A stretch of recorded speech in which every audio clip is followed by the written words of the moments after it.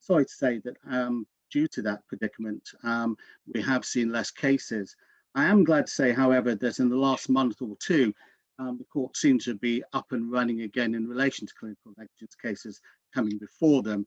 And hopefully, insofar as today is concerned, you'll see that there are, if not a plethora, certainly a certain number of cases that we can update you on in relation to clinical negligence.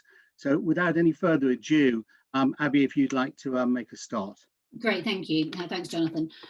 Jonathan's absolutely right. We've not had as many cases as we would ordinarily have seen during the last few months, particularly because of COVID. The glaring omission when I was doing the review of the cases was substantive cases. I think significantly fewer of the more substantive cases than some of the procedural. And so you'll see the cases that I'm referring to are predominantly procedural cases. The first two cases that I'm going to take you through are cases that deal with proposed amendments. The first is proposed amendments to particulars of claim.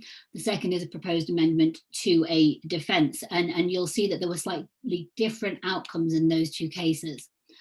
The first case that we're dealing with here is Jan Karaja and Oxford University in Petru. This case concerned a claim brought on behalf of the estate of Mr. J, who died in 2013, 12 days after cardiac surgery. Following exchange of evidence, and that's following exchange of factual evidence, the claimant sought to amend her particulars of claim. And the particulars of claim were going to introduce additional facts that were to the claimant's knowledge and further allegations of negligence and causation. They were within the same window of the proposed negligence that was initially claimed, but they were entirely new amendments. The parties absolutely agreed that these amendments constituted new claims that were being made after the expiry of limitation. And so really, when it came for the court to consider this case, the key question was whether they arose from the same or substantially the same facts as the existing claim. The defendant, of course, didn't want those amendments to be made. They argued that they would lose a trial date, there was no good reason for the delay, these allegations could have been made many years earlier, and that they were embraced by the existing proceedings. When it came to it and the court considered the application, actually the amendments were allowed pursuant to CPR 17.4. The court accepted that they arose out of substantially the same facts as were an issue on the present proceedings. And so what that meant was that much of the investigations had in fact kind of encompassed these issues in any event. Interestingly, the loss of the trial date some months distant didn't preclude the application from succeeding. And so just because you lose a trial date, contrary to what we often see, and in fact, that doesn't mean that your application is bound to fail. But this is the key reason why this application succeeded. It is the good reason for the delay. And the reason was that the experts couldn't form a view until a fairly late stage because the medical records were such poor quality. And what that meant was that the factual evidence took on a much greater importance because it really skewed and changed the entire picture. In the usual way, the size of the claim and the proportionality of costs were taken into account. But actually the court ultimately decided that really in this case, in these particular circumstances, it was reasonable. My view when I read through this case was that actually the primary reason, and the court of course went through the various steps, but actually the reason here was the good reason for the delay and the problems with the medical records. Because what it meant was that if they hadn't allowed the amendment, the court was going to have experts giving opinion about things that had never been pleaded in the first place, but they could never have been pleaded because it was unclear at the outset what was going on. And so that was the reason why in this case, the late amendments were allowed. By contrast, however, is the case of Pierce. Pierce looks at a case from the other perspective. This is the defendant's application. The claim arose from a delay in performing an ultrasound examination of the child claimant's hips following delivery in the breech position. The allegation essentially was that you should perform an ultrasound examination early, and the reason you perform it early is because if you identify hip dysplasia at an early stage, then it means that you can intervene, you can institute conservative treatments, which then mean that you're more likely to have a successful outcome in terms of the hip joining, growing in a normal form. But in this case, there was a delay, and in fact, the delay in this case was the primary allegation of negligence. Causation, however, was kind of very firmly in dispute, and that was really what everybody had been focusing their attention on. The defendant sought to amend the defence at a fairly late stage.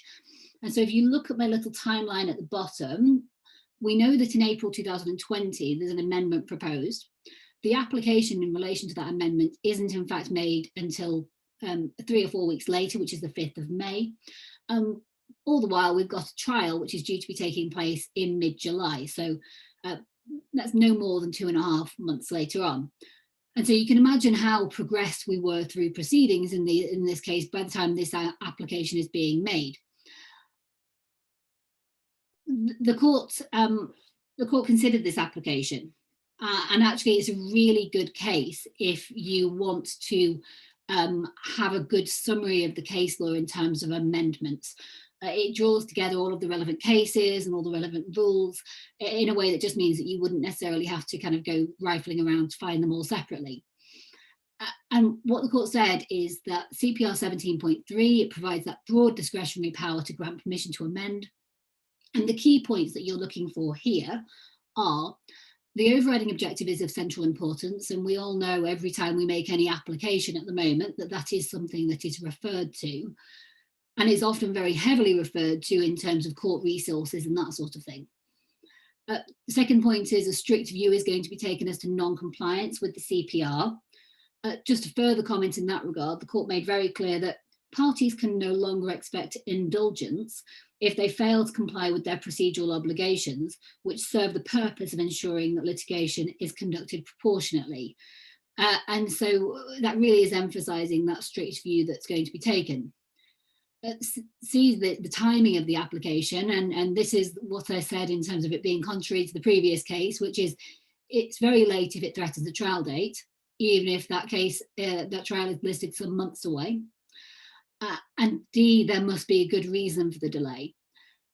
In terms of the prejudice on both sides, as you'll see, is taken into account. However, prejudice to an amending party it is caveated somewhat, because if the prejudice has come about by their own conduct, then the court made absolutely clear it was a much less important element in the balancing exercise. And so you take your two prejudices and then you move one down the scale a little bit.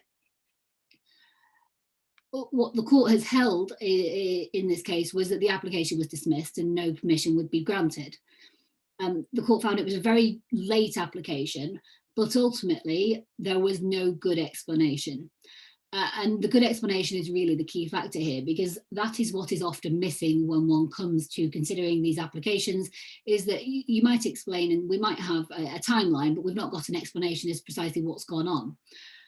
The court also considered, in the way that is always done now whenever somebody refers to the overriding objective, the pressure on court resources.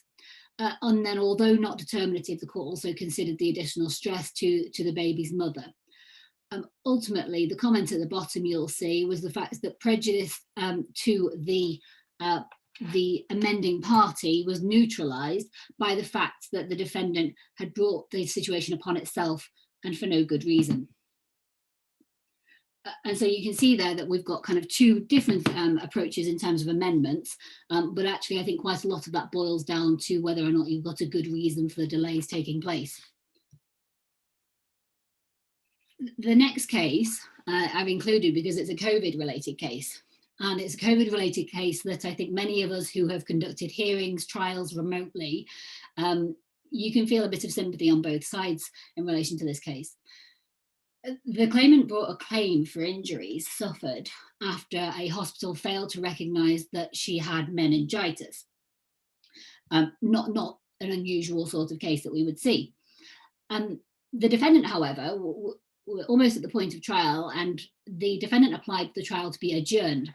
And they applied on the basis that the assumption last year, if you remember at one point, was that all hearings would be conducted remotely, and that was the default position, and they didn't want a remote hearing because they thought that a remote hearing would be unfair.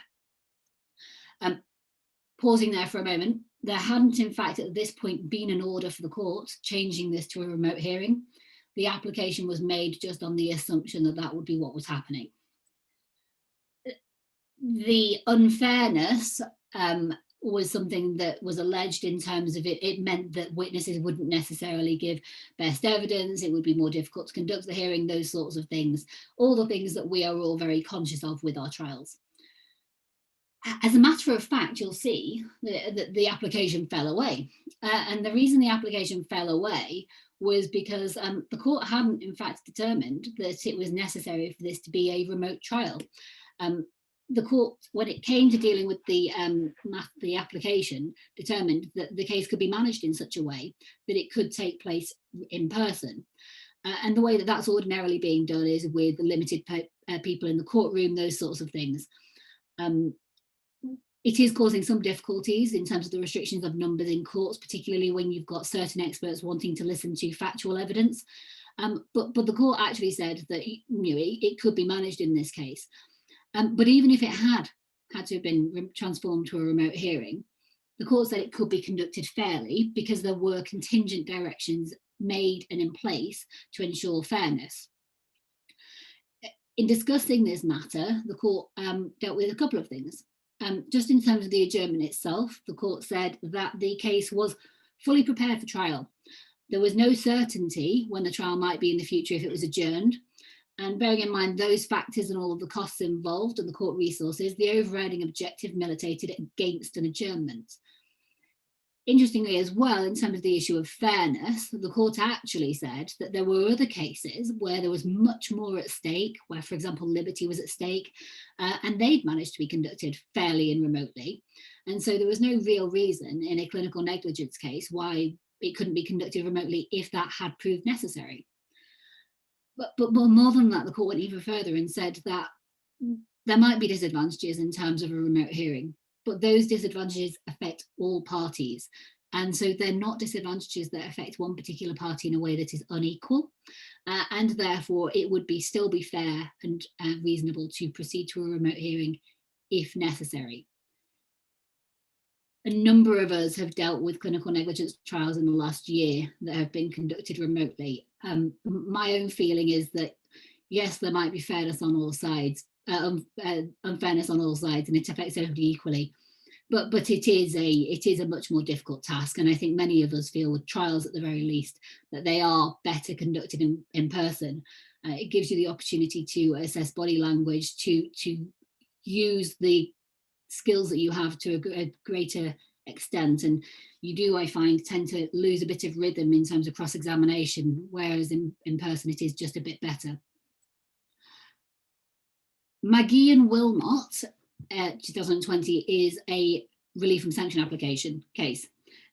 These are the stalwart cases in most of our case law updates now. We come across them very regularly.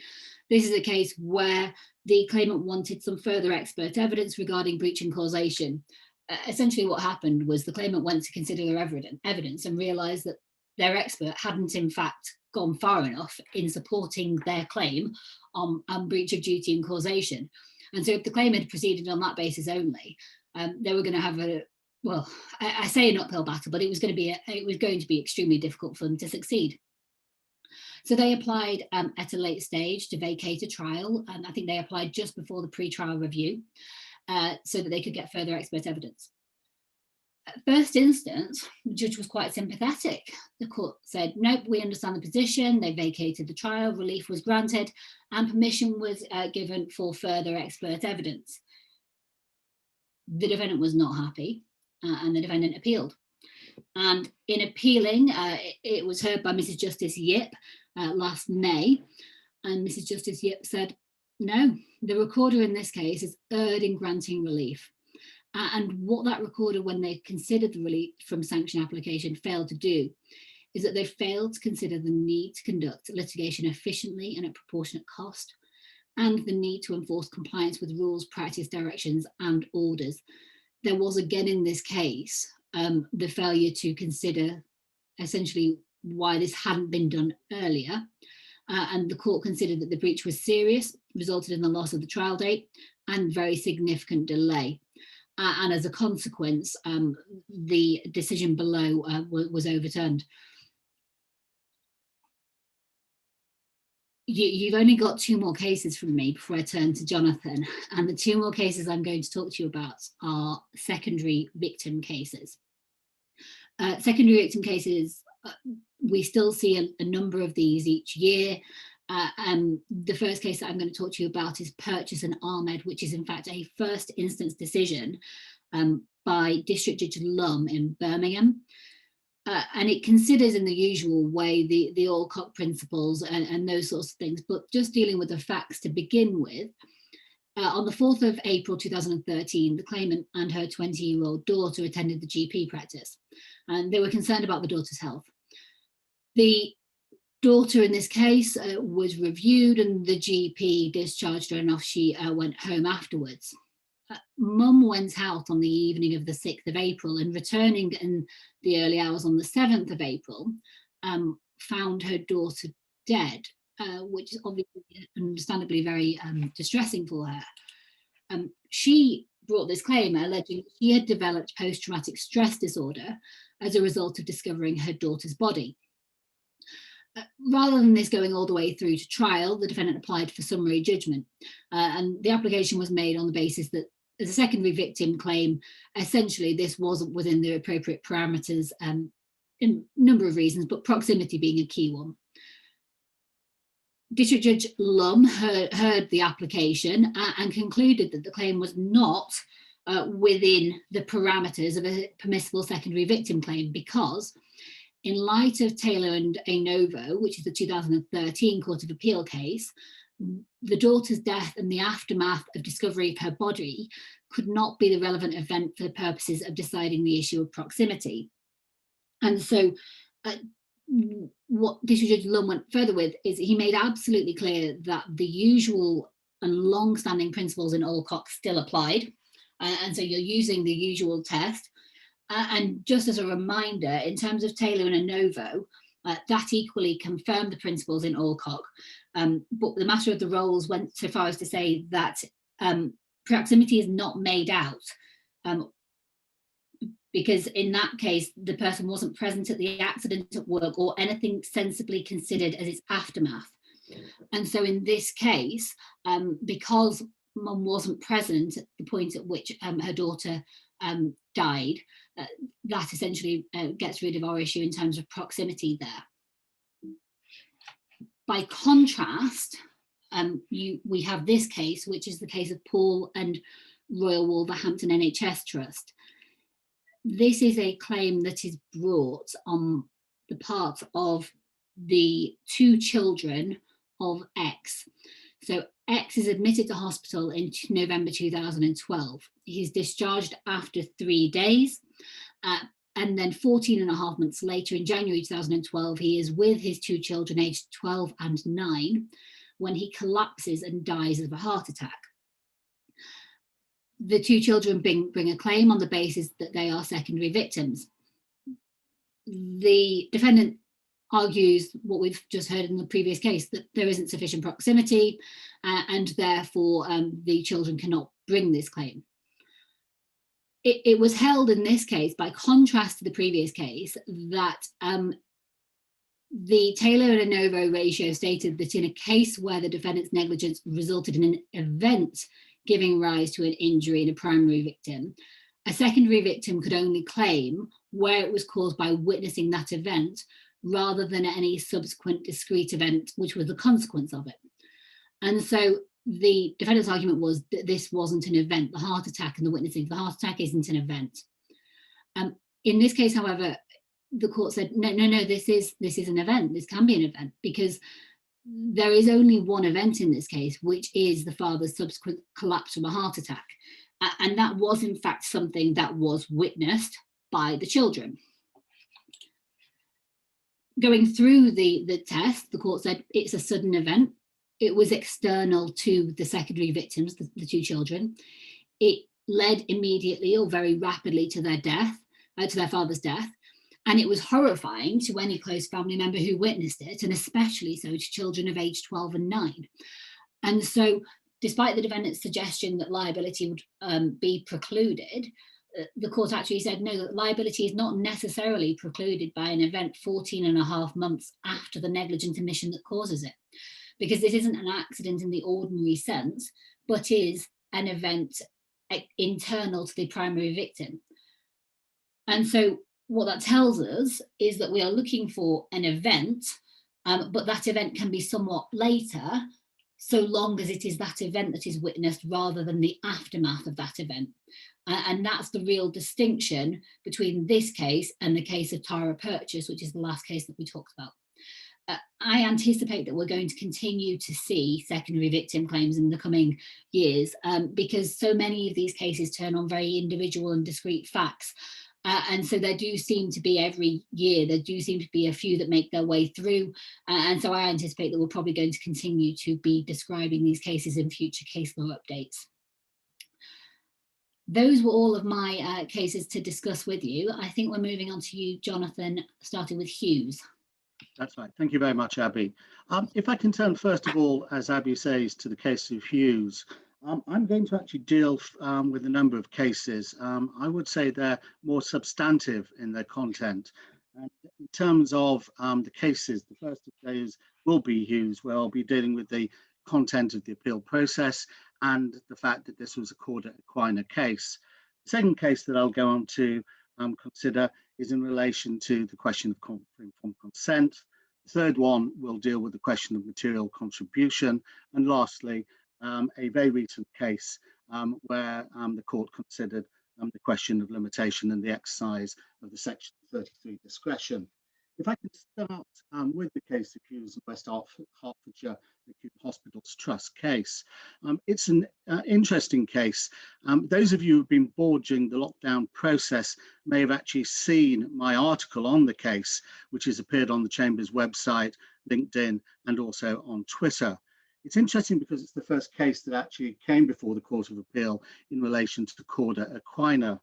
I say that because I've also had regard to the information provided by NHS Resolution in relation to Corda Equina cases. And I note that in relation to cases between the 1st of January 2018 and the 31st of December 2018, that NHS Resolution received 827 claims in relation to Corda Equina.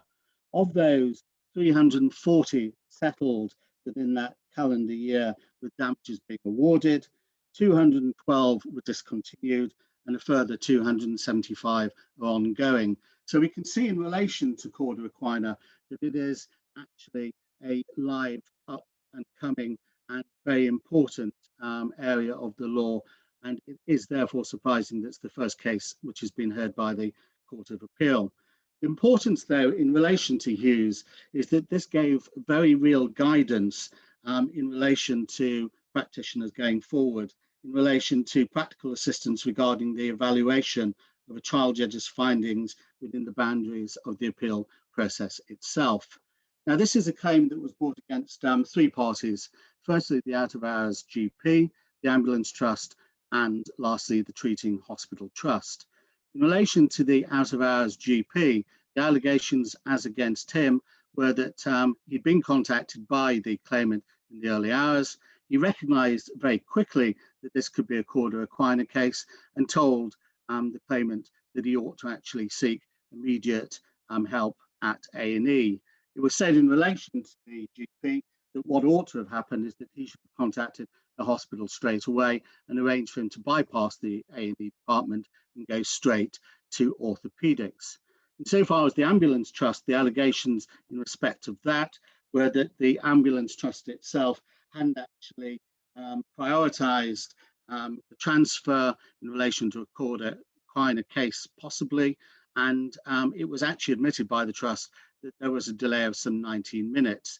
It was, however, agreed as between all of the parties that delay was de minimis and wasn't causative unless breach of duty was actually established as against the other parties. The last one is in relation to the hospital trust itself. And in relation to the hospital trust, it was said that when he was actually referred to orthopedics and Cauda equina was raised as a possibility and discussed with the registrar on duty, that when a recommendation was made at that point for an MRI scan to be undertaken, that should have been undertaken urgently. In fact, it was sent on to radiotherapy. Radiotherapy we're not told to deal with it urgently, and it was put behind a list of other investigations that were taking place. The claimant then went on to say that that should have been asked as an urgent case, and if it had have been, then it would have been brought forward. And the position would have been that in relation to the investigations being undertaken, that the Cauda equina would have been established by the subsequent MRI scan, which did show a disc prolapse at LS5, and as a consequence of which surgery would have been undertaken at a much earlier time. And insofar as the claimant was concerned, he would not have sustained the injuries that he did. As we all know, in relation to Cauda equina, it is a medical emergency, and the utmost emergency treatment is needed as soon as possible. In relation to this case, it took 17 hours between the doctor first considering it and emergency surgery being undertaken by the trust. It's interesting in relation to that also that the trust that undertook the surgery was another trust, and that was because obviously neurological emergency treatment had to be undertaken. Now, the matter came before the trial judge, and it lasted a period of some 6 days. That's noted because, of course, there was a lot of information, expert evidence and the like, which went before the court. The trial, as I say, lasted 6 days, and the trial judge found that there was no breach of duty in relation to matters. And as a consequence, the claimant appealed. In granting permission to appeal, Lord Justice McCann recognised that the trial judge's judgment was indeed very carefully reasoned, and that he considered whether it was appropriate indeed to give permission at all, because in relation to this case, a significant amount of the matters that were challenged were findings of primary fact and the assessment of those facts. Next slide, please, Abby. Now, it went before the Court of Appeal, and the main judgment was given by Lord Justice Elizabeth Lang. It went before the Court of Appeal, and a great deal of evidence was heard by the Court of Appeal over a period of 3 days. But what she did say in relation to the question of the assessment in relation to the appeal itself is this, that it was the question for the court in terms of this appeal whether the decision of the judge is wrong. Nevertheless, an appellant in an appeal such as this is not free to invite the court to revisit the whole of the case and to stand in the shoes of the first instance judge. She then went on to refer to the also very recent case of Perry and Rayleigh solicitors, which was a decision that was had by the Supreme Court in 2019. And she referred to the dicta of Lord Briggs, JSC, in considering whether a judge at first instance had gone wrong in their decision on the facts to the extent to enable the court to intervene on an appeal basis. And what he said in relation to that is that the question is whether there is no evidence to support a challenge finding of fact, or the finding was one which no reasonable trial judge could reach. Next slide, please, Abby. So Lady Justice Lang then went on to consider again another case, the case of Fage. And in relation to this, she emphasised that in making decisions, the trial judge will have regard to the whole sea of evidence presented to him, whereas an appellate court will only be island hopping. It's interesting because there's a numerous amount of references to the maritime position in relation to this judgment. And she went on to consider that in relation to this particular case, the trial judge had listened to 6 days of evidence, heard submissions, together with consideration of pages and pages of pleadings, witness statements, and academic literature in order to make the findings that she did. And Lady Justice Lang went on to note that there were significant hurdles which a claimant would have to surmount in order to succeed in terms of an appeal in relation to findings of fact. She went on to say that it was not enough to simply persuade the court that a different view of the evidence was possible. The claimant had to go further and had to persuade the court that the only possible view was that advocated by the claimant at first instance. Next slide, please. She concluded in relation to this particular case that the trial judge had been given many building blocks for her judgment, being the evidence, both lay and expert, and the parties' submissions. And she also went on to say that the tight stricture of the judgment and its succinctness were signs that the judge had carefully navigated the sea of evidence and analysed its essential components into a coherent whole. Now, it's very clear that in relation to this, the Court of Appeal was making it abundantly clear in terms of any appeal that if an appeal is to be had in relation to a question of the building blocks in relation to factual evidence, then it has to be very clear that there was a wrong that was committed by the judge in relation to their reasoning. In relation to this case, and indeed in relation to many going forward, that would be an enormous hurdle to overcome, and one which, as a claimant considering any appeal, definitely regard as to be had too. One of the other matters that was also had or considered in relation to this case was in relation to the Cordia Equina position itself. The parties had actually asked the Court of Appeal to actually give some guidance in relation to Cordia Equina and such cases coming back before the Court of Appeal and to be dealt with by the other courts. What was said by Lord Justice Davis in relation to this, though, was that they did not believe that any guidance was necessary in relation to Cordia Equina cases and that each case had to be considered on its own facts. Thank you very much, Abby. Second case is in relation to Betty Plant by her litigation friend and as against Ahmed El Amir, consultant ophthalmic surgeon, and the London Eye Hospital. This is a case where there were indeed allegations made in relation to both informed consent and also substantive allegations in relation to the treatment that was received. Interestingly, insofar as this matter was concerned, the claimant went as against the consultant ophthalmic surgeon who undertook the surgery on a private basis and also against the eye hospital where the surgery was performed. What actually happened at trial was that at that point in time, the London Eye Hospital, the second defendant, had gone into administration. So simply allegations were pursued as against the consultant, the ophthalmic surgeon, Mr. El Amir. In relation to this, what was alleged, as I say, was both in relation to informed consent by reference to the Montgomery principles and also in relation to substantive allegations in relation to Boland and the like, though.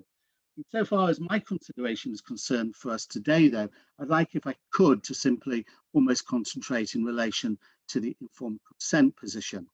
The facts in relation to this are very simple. The surgery was actually performed to insert an intraocular lens visual implant to the right eye, and it was performed on the 23rd of August 2013. The claimant herself had visual acuity in the left eye relating to simply hand movement. In relation to her better right eye, the visual acuity was better. She was, however, unable to read magazines, and she found this extremely frustrating. It was something she enjoyed, and she wanted, if she could, to actually recover that skill.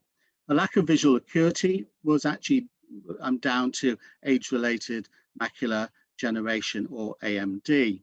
Now, the claimant had been aware of the treatment that was provided, having seen it in an article on new laser surgery implant, and it professed to improve the eyesight of those who were suffering with symptoms of AMD.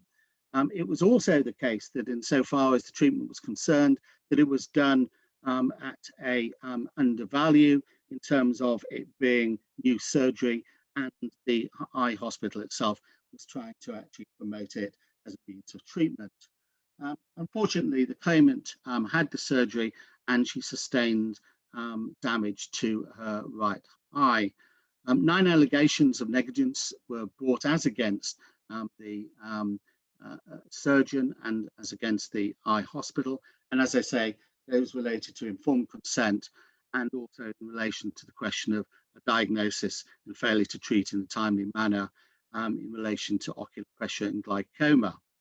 There were no allegations about the surgery itself, and unfortunately, as I've said, the claimant sustained significant permanent and irreversible damage to the right eye. Now, as I say, in relation to the question of findings, concentrating on the question of informed consent, claimant's position was that she had not actually given her informed consent prior to surgery to the first defendant. The court considered and also found, as a matter of fact, that the surgeon concerned had failed to make the claimant aware of the very limited potential benefits of the surgery, which would not have enabled her to actually read again. And of course, that was the paramount consideration that the claimant had in relation to undergoing the surgery. It was also found that he didn't make her aware of the considerable risks and also the disbenefits of operating on what was her only good eye. And lastly, in relation to the question of informed consent, it was also a finding that the pro forma documents were not explained and gone through with the claimant to any significant degree or length. Now, the position in relation to this for the breach of duty consideration that we're to be having in relation to the Montgomery judgment is that we have to take into everything in the round. And of course, one of the matters that was said very clearly in relation to Montgomery was that there had to be dialogue as between the surgeon and the claimant who was to be treated. This case goes to show and enables very succinctly that in relation to this surgeon, that there was no such dialogue that was really had. He wasn't aware of what the claimant's actual position was and what she wanted to be able to achieve with the surgery. And it was also not sufficient for him to simply hand over pro forma documents, giving an explanation. He had to go through the risks and make them very clear, and also the benefits themselves. The position was that the court then went on to consider that had the claimant been informed that the surgery would not have enabled her to read the magazines again, and that it carried a risk of complications, she would not have elected to undergo the surgery to her right eye. So in making that finding, the court established very clearly that causation was itself established. That is obviously something that has to be done even in relation to the informed consent cases. And as you may well be aware, in relation to the Court of Appeal case of Diamond and Devon Hospital Trust, that was a case where, notwithstanding that breach was actually established, causation itself was not established. So it shows that the two limbs in relation to informed consent have to be established, as with other cases. So the position was liability was itself established in relation to breach of duty and causation in the consent process. And indeed, without me going into any detail, allegations regarding the timely treatment in relation to breach of duty for substantive issues were also established as well. Thank you, Abby. The next case is Leach North East Ambulance Service NHS Foundation Trust. It's a decision of His Honour Judge Friedman, the designated civil judge at Newcastle County Court, and of course, as many as you will have been aware, an ex-head of chambers at Parklane Plowden. This is an important case because it goes on to consider the question of material contribution in relation to any allegations of negligence that could be said in relation to any injury. And it's important also because it gives a very clear exposition of the law as it is. And His Honour Judge Friedman went on to give very practical guidance in relation to how the court should consider such types of cases.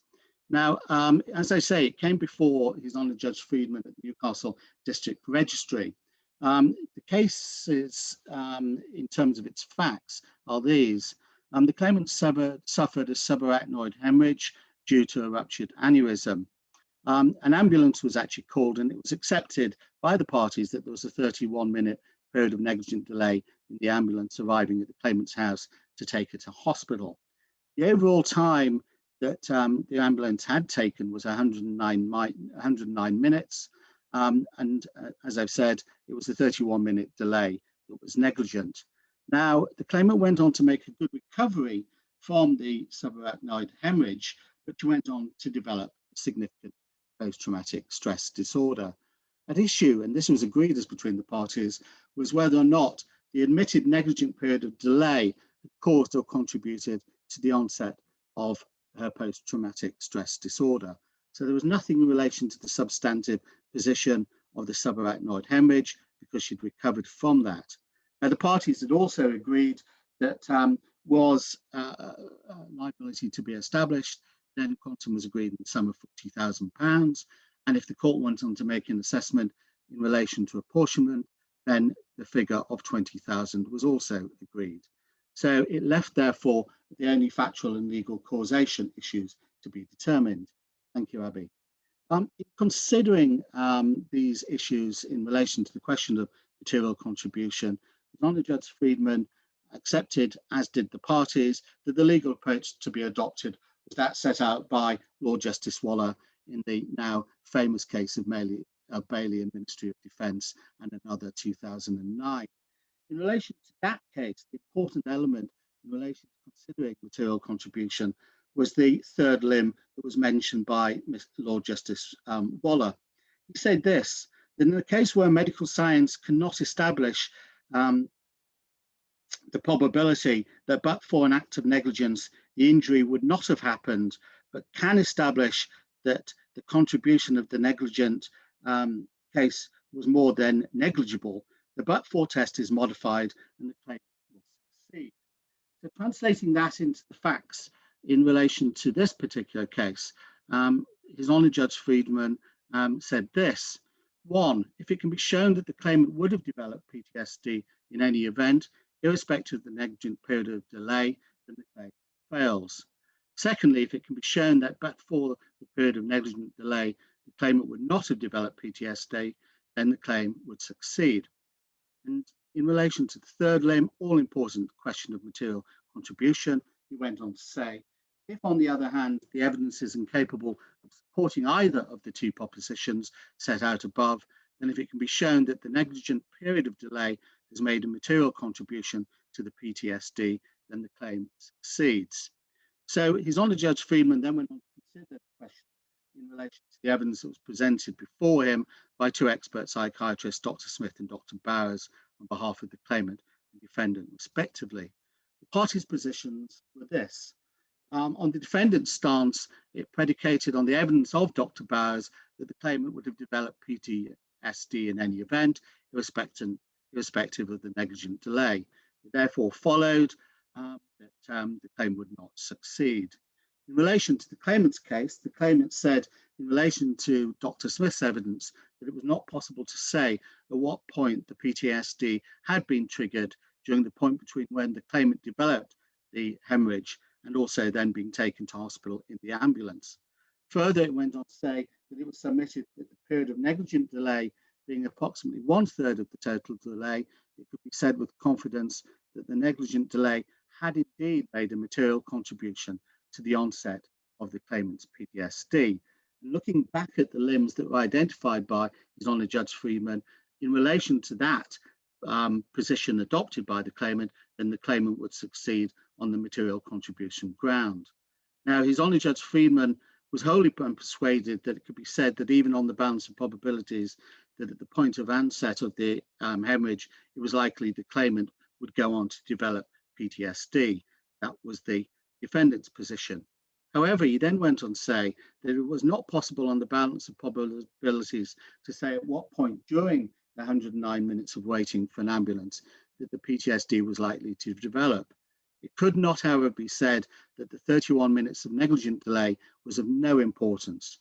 It would be verging on the absurd to suggest that the period of delay when the claimant was in acute distress did not make a material contribution to the onset of a PTSD. So taking that into account, His Honour Judge Friedman then went on to actually have regard to an interesting case of Kerry Lee and London Ambulance NHS Trust, where it actually had very similar facts and related to the question of PTSD. In this case, the judge went on to say that where medical science could not establish the probability that but for the negligent failure, PTSD would have developed, the determinative becomes whether the contribution of the negligent failure could be established as being more than negligible. If so, the negligence would have made a material contribution to the claimant's developing PTSD. Having regard to Bailey and also the Lee judgment, His Honour Judge Freeman concluded that indeed the 31-minute period of delay had made a material contribution to the claimant's PTSD. It was more than negligible. That was what had to be established. He then went on to consider whether an apportionment exercise was indeed permissible in the circumstances. And he went on to say that insofar as PTSD was, in his opinion, an indivisible injury, it would not be logical to go on to conclude that an apportionment exercise could be carried out. In the circumstances, judgment was entered for the entire sum of £40,000. Now, one can see in relation to that the importance of the material contribution argument, because whilst it couldn't be established that the whole of the delay was the cause, in order to actually establish liability in this case, it was sufficient to show that the material contribution based upon the scientific evidence was founded, and therefore the entirety of the damages were recovered. So going forward, anybody who has any cases in relation to the material contribution argument, it's a very important tool at our disposal. The last case that I want to consider is the case of Azaman University Hospital. It's a very recent judgment of Mr. Justice Saini on the 10th of December of last year. It's very important because when one actually looks at this case, at first blush, you look at it from the claimant's perspective and say, there is no way that this can succeed in relation to the question of limitation. It was a claim that arose out of gynecomastia surgery some 25 years ago in March 1996. And what had happened subsequently was the surgeon who had undertaken the surgery had died on the 12th of April 2014.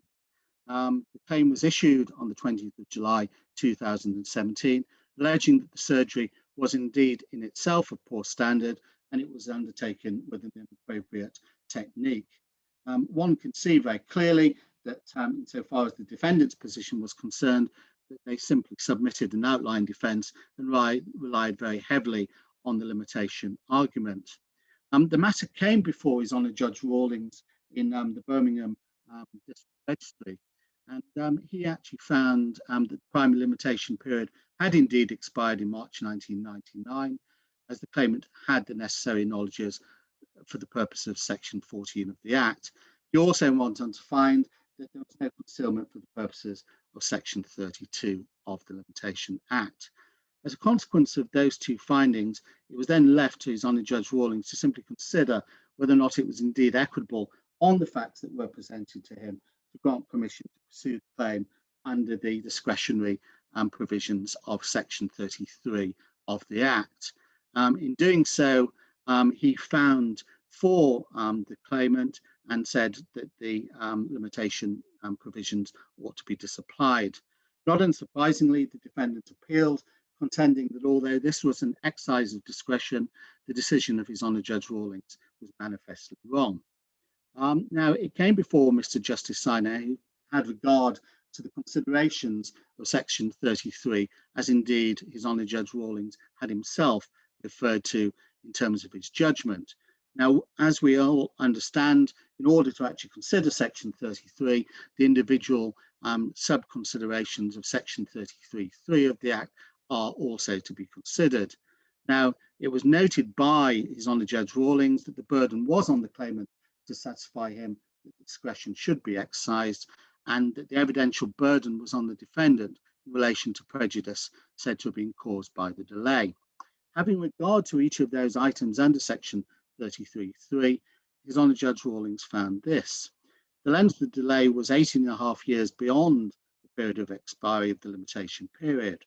He did go on to actually accept that in relation to the cogency of the evidence, the treating surgeon's evidence was no longer available to the defendant, and there would be difficulty in tracing witnesses, or if traced, a difficulty in recalling the events in question. Next slide, please. He also considered that there was no conduct on behalf of the defendant that could be relied upon by the claimant. Thirdly, that the claimant was not suffering from any disability that prevented him from initiating proceedings. In terms of whether the claimant had acted promptly in obtaining medical and legal advice, he found that the claimant had not acted promptly. An issue was also raised in relation to the question of informed consent, but in relation to that particular aspect, His Honour Judge Rawlings said that there would indeed be significant prejudice to the defendant in allowing the claim to succeed, as the treating surgeon was no longer available to give evidence, and he refused permission in relation to that specific aspect of the claim. However, in relation to the operation itself, and having regard to each of the individual subclauses that I've referred, he did exercise his statutory discretion to allow the claim to proceed, and the reasoning based on the appeal and having reference to the prejudice that was sought or put forward in relation to the matter by the defendant, His Honour Judge Rawlings said this: the treating surgeon was unlikely to record the operation even if brought within the 3-year limitation period. Secondly, the evidence as to what was done in the operation and how well it was done remained in effect the appearance of the claimant's chest according to his expert evidence that he presented, and that was found because the claimant's expert had examined the claimant. He went on to say that that was something that could be undertaken by the defendant's expert. He also then went on to say that the defendant's expert was able to give an opinion as to what happened in 1996 in terms of how the operation was carried out and its technique, and therefore the Boland considerations as were in 1996. He also considered that the treating surgeon's standard practice as to what his practice was at the time was unlikely to have been assistance to the court beyond what the experts themselves could say. And lastly, he considered that the medical records preoperatively and of the operation itself as to what happened were indeed very comprehensive and had been kept by the defendant trust, and as such would be available at trial and could be considered. Weighing all those matters in the round and considering whether or not the prejudice could be shown by the defendant, His Honour Judge Rawlings went on to say that he was not satisfied that there was any significant prejudice to the defendant in terms of its ability to defend the claim that the operation was carried out negligently by the passage of time beyond the limitation period.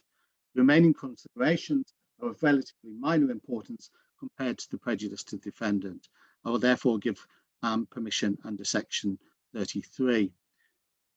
The appeal was then had in relation to what His Honour Judge Rawlings said, and was focused almost primarily on what was said in relation to the balancing exercise between the factors to be considered and the prejudice to the defendant.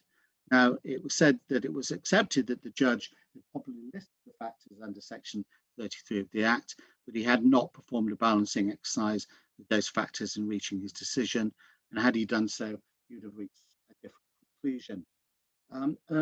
A perusal of the judgment very clearly shows that Mr. Justice Siney considered the entirety of the judgment line by line, and found in relation to each of the factors that His Honour Judge Rawlings had identified and had regard to for the matter of discretion, he agreed with him throughout.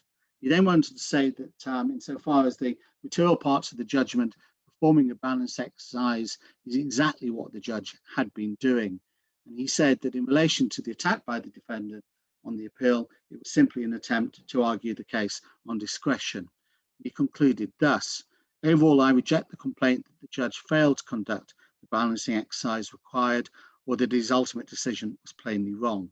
The judge directed himself correctly in law, identified the relevant considerations on the evidence, and those were the considerations which informed the exercise of the section 33 discretion. He also gave clear and succinct reasons for his conclusions. Now, we can see in relation to the Azam judgment, as I say, at first blush, it appeared an insurmountable hurdle to overcome for the claimant, but in relation to the matters that were put forward, the arguments contended by the claimant, they were established before the judge at first instance, and also were accepted by Mr. Justice Siney on the appeal. So it simply goes to show consideration has to be had, even in these type of cases where at first blush it is thought to be difficult to actually carry on and succeed in relation to the limitation argument that can be put forward. So Those are the 4 cases I want to put before you. We also have the cases that Abby's considered.